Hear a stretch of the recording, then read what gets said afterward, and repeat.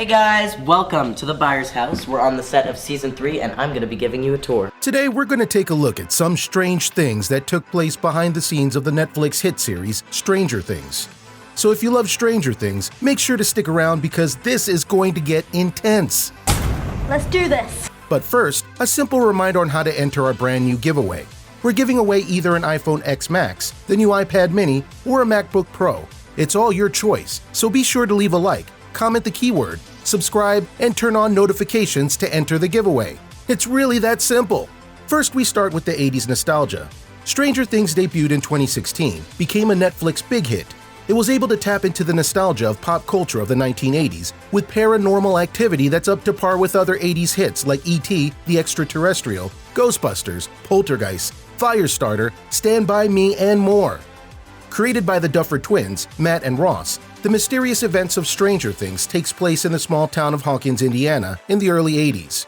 Originally, the Duffer brothers planned to film in Montauk, New York, which is a site of conspiracy theory rumors similar to Roswell, New Mexico. The Montauk Project conspiracy theory revolves around the U.S. Air Force Base allegations of secret experiments implemented to develop psychological warfare techniques and exotic research including teleportation, mind control, aliens, and time travel. The Montauk Project is parallel to stories about the Bulgarian experiment and the 1943 Philadelphia experiment, which claimed the destroyer escort USS Eldridge suddenly disappeared and teleported to another dimension where it encountered interdimensional beings and traveled through time, which resulted in the deaths of several sailors, some of whom were fused with the ship's hull. Matt and Ross Duffer even made a short film called Montauk, and according to Netflix, the early material created for Stranger Things was under the title Montauk. Matt Duffer admitted that they also wanted the show to be set in Montauk because it was the backdrop for one of their favorite films, Jaws. To fit budget constraints, filming in Atlanta, Georgia was more practical. Regardless, the Duffer brothers were able to maintain the 80s atmosphere. After 2 seasons at the modest 1980s household of the Byers being the center location, the center of action shifted to the dazzling new Starcourt Mall in Season 3, where the 80s vibe is noticeable with franchises like Sam Goode, Walden Books, Orang Julius, Jazzercise, Gap, and Claire's. Behind the scenes, prop masters like Linda Rise bought $220,000 worth of vintage props, and overall 80s inspiration was the Starcourt Mall itself, which was built in 1984. The Los Angeles Times praised the location for harboring, quote, echoes of what had been an incredibly 80s showpiece mall atrium, end quote. After the show's creators auditioned 906 boys and 307 girls, they maintained the spirit of 80s by playing eerie music in the background during filming to get actors into character. Directors Sean Levy and Andrew Stanton used the same strategy. Joe Carey, who plays Steve, confirmed that hearing music from Close Encounters of the Third Kind during the shooting of the Demigorgon Junkyard Showdown. And that could be part of the reason his performance in that scene was spectacular. Aside from psyching the players up with haunting music, Matt and Ross Duffer played pranks on set to coax actors into character. One notable prank was aimed at Noah Schnapp's mother, claiming they had a surprise for her. The brothers guided her to a dark closet where they stored the realistic corpse of her son's character in the film. Schnapp's mom was shocked and terrified, but had a good laugh according to the reports. From the mall built in 1984 to the wardrobe and props, the 80s setting was outstanding in this Netflix series. And controversy besets the production as, like the 80s, smoking was common. Consequently, Netflix released a statement that all new projects would be tobacco-free except for reasons of historical or factual accuracy. Now let's take a look at creating the void. Speaking of props, the baby Demi Gorgon were actually created with jelly. For the actors to have eyeline visual, jelly action figures of these hideous alien creatures were created. As the Demigorgons got bigger, larger action figures were created and placed in key spots to maintain line of sight during filming. One prop that had to be real, however, was the water in the nether that Eleven was telepathically able to tap into, which acted as a window to the minds of others. In reality, the void construction simply consisted of a mini hockey rink, filled with water, and surrounded by black theater drapes. Did you know the Upside Down was originally called the Nether? Another dimensional location in Stranger Things is the parallel universe of darkness, commonly known as the Upside Down. Originally, it was called the Nether because Nether is defined as lower, under, lowest, or below. And in the world of Minecraft, it is described as a hell-like dimension. Although the name the Nether is very suitable, production decided it was best to change the name to the Upside Down, since it was the kids who named this reverse dimension. Next, let's talk about Winona Ryder. Regarding some strange happenings with the actors, it took Ross and Matt Duffer 3 hours to persuade Winona Ryder to join the project. Before the 3-hour meeting with the Golden Globe winner, casting director Carmen Cuba and executive producer Sean Levy also agreed that Winona Ryder was the best person for the role. The Golden Globe winner was naive about TV series, as she'd only been on the silver screen prior to Stranger Things. She didn't even know what streaming was. It was fantastic for us viewers that she opted to take the role. And it's lucrative for her, as Stranger Things is a big hit that earned her a salary of $100,000 per episode in the beginning and $350,000 per episode in Season 3. Did you know about Millie Bobby Brown's peculiar condition? The actress playing Eleven is a truly talented lady. She was born with one-side hearing loss that worsened through the years until she went totally deaf in one ear. Yet it doesn't seem to hinder Millie Bobby Brown at all. She still practices other forms of performance arts, such as singing, and people say that her rapping skills are quite impressive. The Duffers and their casting directors were thorough in screening for each of the roles. When it comes to Eleven, they saw auditions for 246 people to find the perfect fit for the main character Eleven.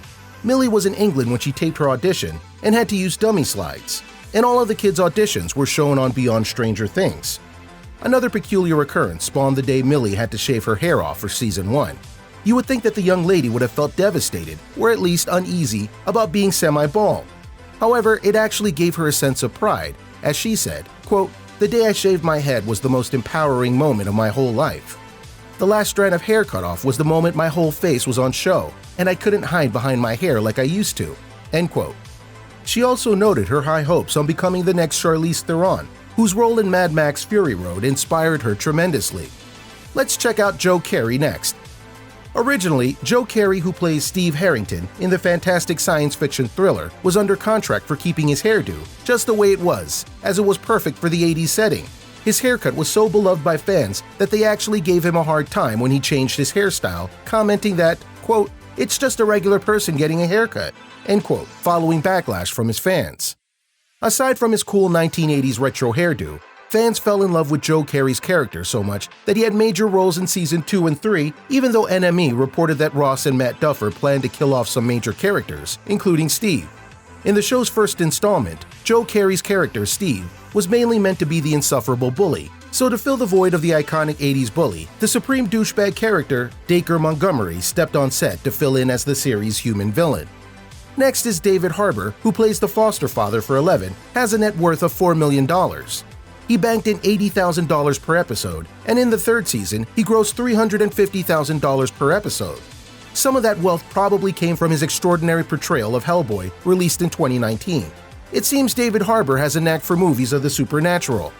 Now let's check out Finn Wolfhard, who plays as Mike Wheeler in the Netflix series. Has won Screen Actors Guild Award for Outstanding Performance by an Ensemble in a Drama Series out of 3 nominations.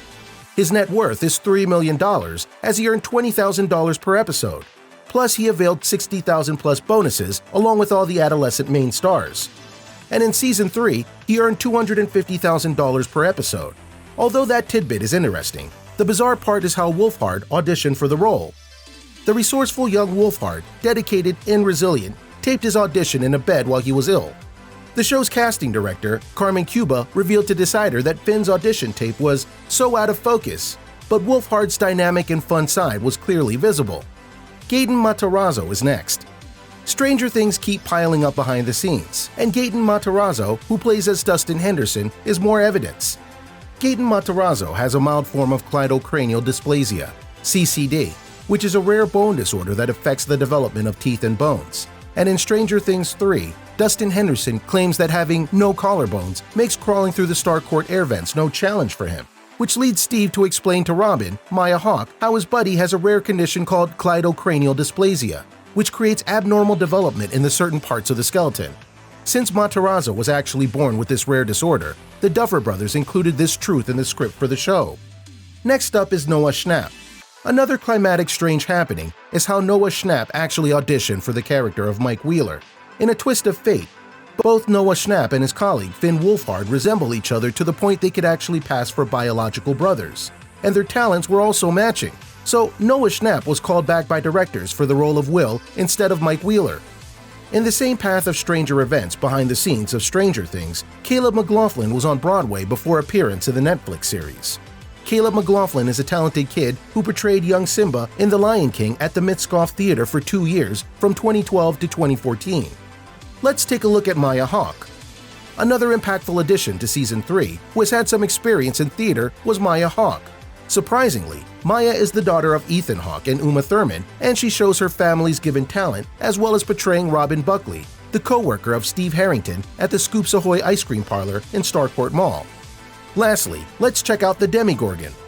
And the last strange aspect of the Netflix TV series is that the Demi Gorgon was not done with 100% CGI. An actor by the name of Mark Steger is credited for playing the monster on the first season of Stranger Things.